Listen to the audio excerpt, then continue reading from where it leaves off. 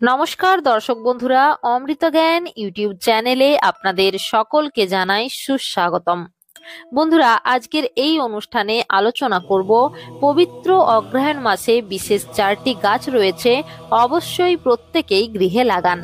জীবনে সুখ, শান্তি এবং মা লক্ষ্মীর কৃপায় অর্থনৈতিক সচ্ছলতার মুখ দেখবেন এবং নতুন বছরে আপনাদের জীবনে অর্থ ইনকামের বিভিন্ন স্কোপ খুঁজে পাবেন। শুধু তাই নয়, এই গাছগুলোর মধ্যে এতটাই পজিটিভ ক্ষমতা রয়েছে যার দরুন আপনাদের জন্মছকে শুক্র এবং বৃহস্পতি গ্রহের শুভ প্রভাব অতিমাত্রায় বিদ্যমান থাকবে।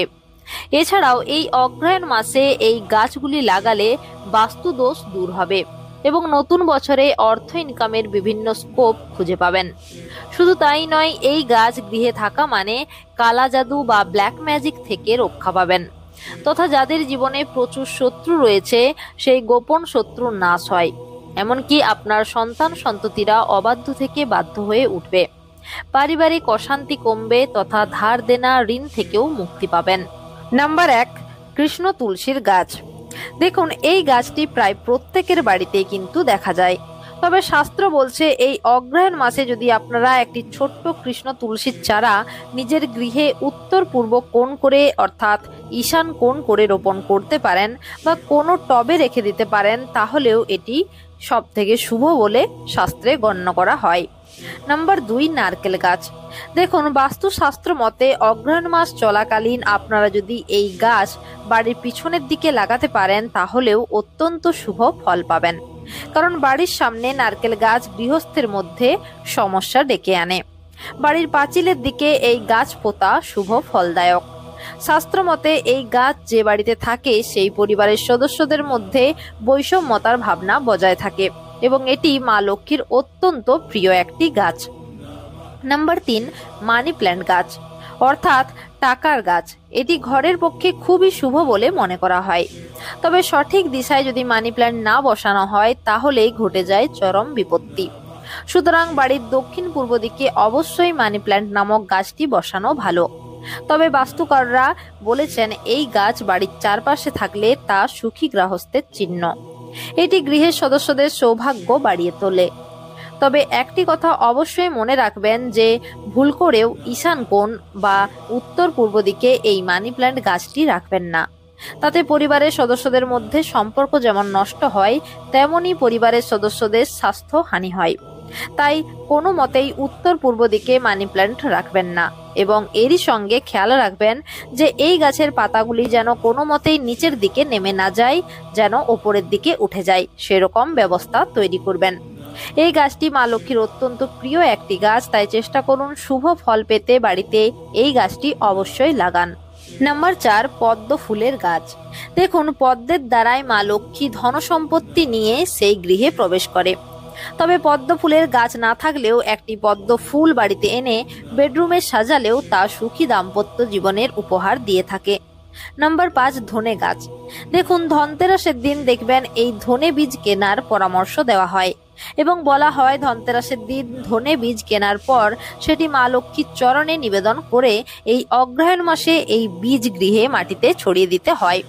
যদি ধরুন পর্যাপ্ত পরিমাণে বাড়িতে জায়গা না থাকে, সেক্ষেত্রে একটা টবের মধ্যেও ধনে বীজ রোপণ করা এই অগ্রহায়ণ মাসে অত্যন্ত শুভ বলে মনে করা হয়।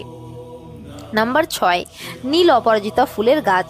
দেখুন, দেবেশ্বর মহাদেবের অত্যন্ত পছন্দের একটি গাছ হচ্ছে এই নীল অপরাজিতা ফুলের গাছ ও শ্বেত আকন্দ ফুলের গাছ। এই দুটি গাছ এই পবিত্র অগ্রহায়ণ মাস চলাকালীন যদি নিজের গৃহে রোপণ করতে পারেন একসাথে, তাহলে জানবেন শিব শক্তি অর্থাৎ হর পার্বতীর আশীর্বাদ আপনাদের জীবনে অবশ্যই থাকবে। এছাড়াও বাস্তুশাস্ত্র মতে বলা হয়েছে এই দুটি গাছ একসঙ্গে থাকলে গৃহের যাবতীয় বাস্তু দোষ দূরীকরণ হয়। আচ্ছা, আপনারা তো জানেন যে মা দুর্গার অপর নামই হলো অপরাজিতা। এছাড়াও এই অপরাজিতা গাছ এবং শ্বেত আকন্দ ফুলের গাছ ঘরে থাকলে জানবেন মা দুর্গা এবং প্রভু মহাদেবের কৃপায় জীবন থেকে সমস্ত সমস্যা কিছুদিনের মধ্যেই দূরীভূত হবে এবং জীবনের যেটা চাইবেন সেটাই পাবেন। জীবনে প্রত্যেকটা কাজে সফলতা আসতে বাধ্য। এরপর আপনারা জেনে নিন যে এই দুটি গাছ বাস্তুর কোন দিকে লাগাবেন দেখুন, এই দুটি গাছ আপনারা আপনার বাস্তুর উত্তর পূর্ব কোণ অর্থাৎ ঈশান কোণে রোপণ করবেন। এরপর আপনারা প্রশ্ন করবেন যে যারা ফ্ল্যাটে থাকেন তারা কিভাবে এই গাছ লাগাবেন। কোনো সমস্যা নেই, যারা ফ্ল্যাট বাড়িতে থাকেন তাদের জন্য বলছি, একটি মাটির টব আপনি আপনার নিজের উত্তর পূর্ব কোণে অর্থাৎ ঈশান কোণ দিক করে রাখবেন।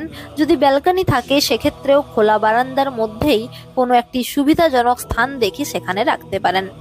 এছাড়াও শাস্ত্রের মধ্যে বলা হয়েছে, কোনরূপ যাত্রাকালীন সময় সঙ্গে করে এই নীল অপরাজিত ফুল বা শ্বেত আকন্দ গাছের পাতা সঙ্গে যদি রাখা হয় তাহলে সেই যাত্রাটি অত্যন্ত শুভ হয় এবং পথে দুর্ঘটনার হাত থেকেও রক্ষা পাওয়া যায়। এছাড়াও যে কারণে আপনি যাচ্ছেন সেই কর্মে অনেকাংশেই সফলতা পাওয়ার সম্ভাবনা বৃদ্ধি পায়। যে গৃহে এই শ্বেত আকন্দ ফুলের গাছ থাকে সেই গৃহে যেমন শুভ শক্তির মাত্রা বৃদ্ধি পায়, ঠিক তেমনি সেই গৃহ থেকে অশুভ শক্তিও চিরতরে বিদায় নেয়। তথা এই গাছ আপনার গৃহে থাকলে কখনোই কোনো প্রকার বিষধর সর্প আপনার গৃহচত্বরে প্রবেশ করতে পারবে না। বলা বাহুল্য, শাস্ত্রমতে এই শ্বেত আকন্দ ফুল হলো মহাদেবের অত্যন্ত প্রিয় ফুলগুলির মধ্যে একটি অন্যতম। সুতরাং যদি নিজের জীবনকে সুন্দর ও সফলভাবে পরিচালনা করতে চান বা জীবনে চরম সুখ শান্তি ও সমৃদ্ধির স্বাদ পেতে চান তাহলে অতি অবশ্যই আপনারা এই গাছটি আপনারা অগ্রহায়ণ মাসে নিজের ঘরে লাগানো সব থেকে ভালো হয় যদি আপনারা এটি সোমবার দিন লাগাতে পারেন। যদি না পারেন তাতেও কোনো সমস্যা নেই, মঙ্গলবার দিন অথবা শুক্রবার দিনও আপনারা কিন্তু এটি লাগাতে পারেন।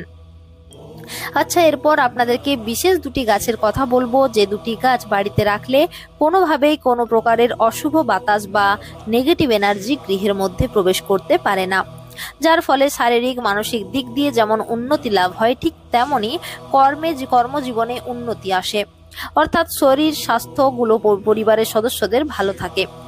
এবং সেই গাছটি হলো বিষ্ণু কমল গাছ।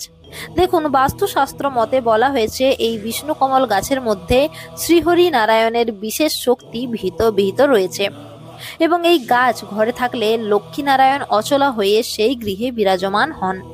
সেক্ষেত্রে যদি নিজের ঘরে খুব সুখ সম্পদ অর্থ টাকা পয়সা ধরে রাখতে চান, নিজের পরিবারের শ্রীবৃদ্ধি চান, তাহলে অবশ্যই এই বিষ্ণু কমল গাছটি নিজের বাড়িতে রোপণ করুন। যাই হোক, আরেকটি গাছ হচ্ছে লক্ষ্মী কমল গাছ, এটিও আপনারা বিষ্ণু কমল গাছের পাশাপাশি লাগাবেন। দেখুন, যেখানে শ্রী নারায়ণ সেখানেই মা লক্ষ্মী, আর আপনি যদি নারায়ণকে নিজের ঘরে একবার স্থান দিতে পারেন তাহলে সেখানে মা লক্ষ্মী কিন্তু অচলা অবস্থায় সারা জীবন বিরাজমান হন। তাই অবশ্যই এই দুটি গাছ নিজের বাড়িতে বাস্তুর মধ্যে একসঙ্গে রাখার চেষ্টা করবেন। যাই হোক, আজকের ভিডিওটি এখানে শেষ করলাম। যদি ভিডিওটি ভালো লেগে থাকে তাহলে লাইক কমেন্ট শেয়ার করতে ভুলবেন না। ঈশ্বর আপনাদের প্রত্যেকের মঙ্গল করুক। নমস্কার, ধন্যবাদ।